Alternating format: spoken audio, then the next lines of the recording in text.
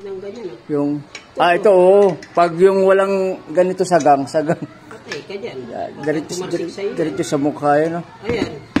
Ayan.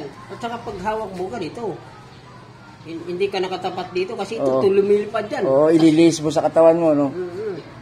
Pag lumipad yan. Ayan, naka dito, sa kamay mo naman. Pagka may tumalsik dito, di ba siya? may yung kamay mo. Yun, sekreto. Yun yung mahirap dyan.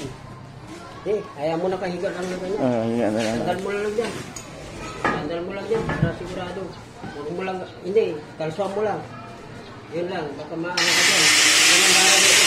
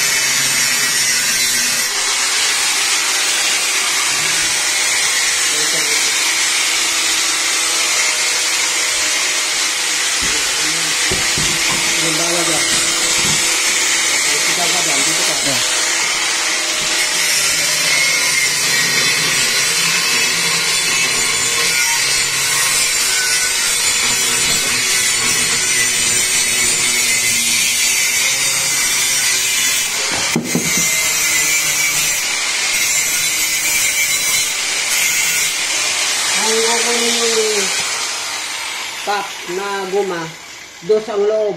Dos ang loob? O, dos. Tulad dito, yung bilog na ganyan, ito.